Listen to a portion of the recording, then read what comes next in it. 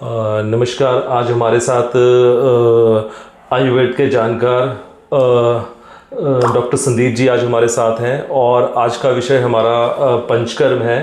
तो डॉक्टर साहब, हम आपका स्वागत करते हैं चैनल में और आज हमारे व्यूवर्स पंचकर्मा के बारे में जानना चाहते हैं। तो आज का विषय हमारा पंचकर्मा है। तो आज हमें पंचकर्मा के बारे में थोड़ा सा विषय के बारे में बताएं। सर, ये पंचकर्मा क्या है, इस पर थोड़ा सा प्रकाश डालिए कि पंचकर्मा आयुर्वेद में किस चीज़ का हिस्सा है और क्या इसका ये परिभाषा क्या है और पंचकर्मा क्या है। पंचकर्मा 5 प्रोसीजर्स हैं, नाम से ही जैसे उसमें क्लियर हो रहा है। पहला है वमन, फिर होता है विरेचन, फिर होता है वस्ति, नस्य और रक्तमोक्षण। यानी कि जिस हिसाब से आपकी बॉडी के अंदर दोष बढ़ा हुआ है, कफ दोष बढ़ा है तो आपको वमन कर्म कराना है, पित्त दोष बढ़ा हुआ है तो विरेचन कराएंगे, और अगर हमारा वात दोष बढ़ा हो तो हम वस्ति कराते हैं। और अगर सिर के कोई रोग है या श्वसन संस्थान के यानी कि रेस्पिरेटरी ट्रैक के कोई ऑर्गन है या गले के कोई रोग है तो उसमें हम नस्य कर्म करते हैं, यानी कि नाक के थ्रू कोई भी मेडिसिन या ऑयल या किसी भी प्रकार का चूर्ण वो हम इंसर्ट कराते हैं, तो उसके बेसिस पे चलता है। इसके बाद रक्त मोक्षण, यानी जिसको स्किन डिजीज है उसमें बहुत अच्छा काम करता है, या जहाँ पे आपका ब्लड इम्प्योर हो जाता है, ब्लड के अंदर टॉक्सिसिटी बढ़ जाती है, तो वहाँ पे आपका रक्त मोक्षण कराते हैं। वमन उन रोगों में कराते हैं जिनमें कफ की दुर्भाव ज़्यादा बढ़ गया हो, यानी कि आपको उसमें वोमिट कराई जाती है मेडिसिन पिलाकर। विरेचन के लिए जो होता है, जो इसमें पित्त बहुत ज़्यादा मात्रा में, यानी कि हीट अगर बहुत ज़्यादा मात्रा में बढ़ गई है बॉडी के अंदर तो हम विरेचन कराते हैं। और अगर वात का दोष बढ़ गया तो वात के लिए हम कराते हैं वस्ति। तो ये एक प्रकार का प्रोसीजर चलता है। और तो इसका अर्थ डॉक्टर साहब ये हुआ कि जो पंचकर्मा है वो रोग के अनुसार होता है क्या? अलग अलग रोग के लिए क्या वो एक ही प्रोसेस में सभी 5 चीज़ें एक रोग में होती हैं, या रोग के हिसाब से कोई उसमें से एक चुनते हैं? जैसे कि आपने बताया कि 5 क्रियाओं का ये उससे पहले उसमें पूर्व क्रम भी होता है, पश्चात क्रम भी होता है और प्रधान क्रम ये हो गया। पूर्व क्रम में जैसे हम ले लेते हैं कि जैसे बॉडी में अभ्यंग करते हैं यानी कि मालिश करते हैं, फिर स्टीम करते हैं। पश्चात क्रम में जो आपका मेन प्रोसीजर हुआ उसके पश्चात में जो खाने का यानी कि अग्नि को बढ़ाने का और आगे मेटाबॉलिक सिस्टम सही रहे, हमारी बॉडी सही रहे, उसके बेसिस पे पश्चात क्रम आता है। लेकिन जो आप पूछ रहे थे कि ये किस रोग में या सब में एक कर सकते हैं या नहीं कर सकते, नहीं, आपकी बॉडी के अंदर कौन सा दोष बढ़ा हुआ है उसके बेसिस पे ही होता है। कफ दोष वाले को आप वस्ति नहीं करा सकते हो, वो वहाँ पर संयोग विरुद्ध हो जाएगी। आप पित्त वाले को वमन नहीं करा सकते हो। तो जिस रोग में जिस रोगी के अंदर जो दोष बढ़ा हुआ है उसके बेसिस पे वो डिसाइड होता है कि कौन सा हमारे को कराना है और कौन सा सूटेबल रहेगा। कई बारी उसमें हमारे को देश या और काल यानी कि मौसम का भी ध्यान रखना होता है कि कौन से मौसम में ये कराएंगे तो सही रहता है, और कौन से मौसम में आप अगर पंचकर्मा का कोई अगर विपरीत अवस्था में जाते हो तो उसके कॉम्प्लिकेशंस आपको देखने को मिलेंगे। तो ये इस बेसिस पे होता है। रोग की प्रकृति, रोगी की प्रकृति और रोग की विकृति, इन दोनों के आधार पर यह चलता है। ठीक है। तो यानी इसका अर्थ है कि पहले रोग देखा जाता है कि उसमें कौन सा दोष जो है वो असंतुलित है, वात पित्त कफ, और उसके हिसाब से इसको देखा जाता है। संतुलन असंतुलन देखना ही पड़ेगा। अगर आपको लग रहा है कि संतुलन तरीके से वो अगर बॉडी के अंदर दोष है तो उसमें पंचकर्मा की भी जरूरत नहीं, आप अपनी बॉडी को अपना काम करने दीजिए। लेकिन कभी कभी ये होता है कि असंतुलित हो जाता है, वात बहुत ज़्यादा मात्रा में बढ़ गया तो वस्ति कराएंगे। अगर सिर में आपका कोई रोग बढ़ गया हुआ है तो वहाँ पे नस्य कर्म कराएंगे हम, और अगर ब्लड के अंदर बढ़ गया हुआ तो रक्त मोक्षण कराएंगे। तो इस प्रकार से उनको देखते हुए ही कराएंगे, ऐसे ऊपर नीचे या कुछ भी रैंडमली कुछ नहीं करा सकते हो। इसमें पंचकर्मा एक सिर्फ डिटॉक्सिफिकेशन या कुछ ऐसा प्रोसीजर नहीं है, ये कंप्लीटली बॉडी को हील करने का प्रोसीजर है।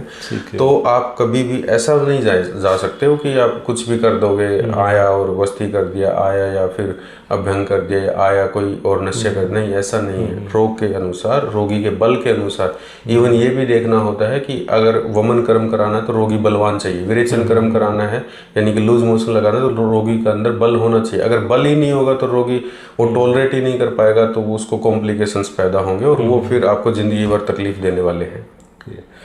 तो डॉक्टर साहब जैसे कि जो पंचकर्मा लोगों में अक्सर ये मिथ है कि इसको कोई भी कर सकता है, मतलब इसको हम जहाँ अपने दर्शकों को बताना चाहते हैं कि कोई स्वस्थ व्यक्ति भी पंचकर्मा कर सकता है या सिर्फ उसके लिए कोई रोग होना आवश्यक है, जैसे कि आपने बताया कि सिर्फ ये डिटॉक्सिफिकेशन नहीं है।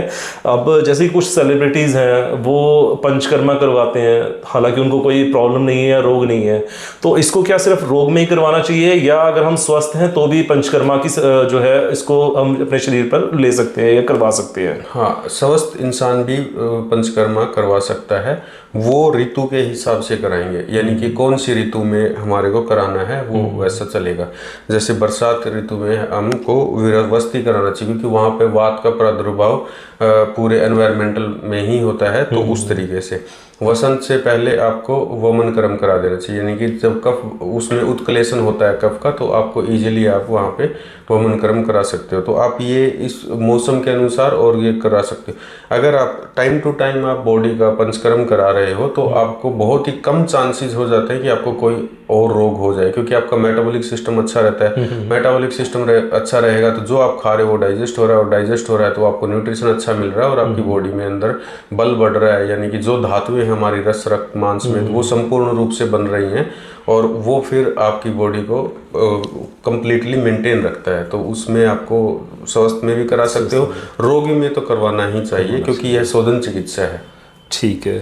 तो सर ये थोड़ा सा बताएं कि जो पंचकर्मा है वो किस तरह के अलग अलग रोगों में किस तरह से काम करता है, किस रोग में किस तरह से काम करता है, और किस ये पंचकर्मा कौन कौन से रोगों को ठीक कर सकता है?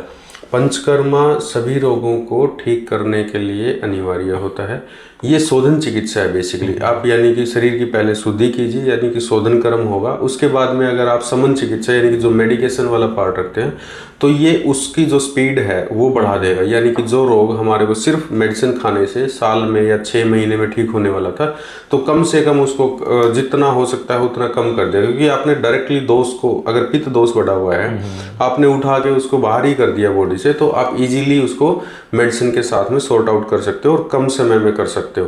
अदरवाइज क्या होता है कि वो बढ़ता जाता है, और समन चिकित्सा के अकेला समन चिकित्सा में टाइम बहुत ज़्यादा लगता है। तो ये आपको इनिशिएटिव ये ऐसा भी रहता है कि आप शोधन चिकित्सा पहले लीजिए, उसके बाद में दीपन पाचन कीजिए बॉडी का, और फिर समन चिकित्सा यानी कि मेडिसिन खाइए, तो जल्दी और आपको बेनिफिशियरी रिजल्ट्स आने वाले हैं। यानी कि आप जो मिरेकल टाइप ढूंढते हैं वो भी होता है। अच्छा। उस तरीके से भी रिजल्ट्स आते हैं कि आपको अभी किया और अभी के अभी भी रिजल्ट्स आते हैं।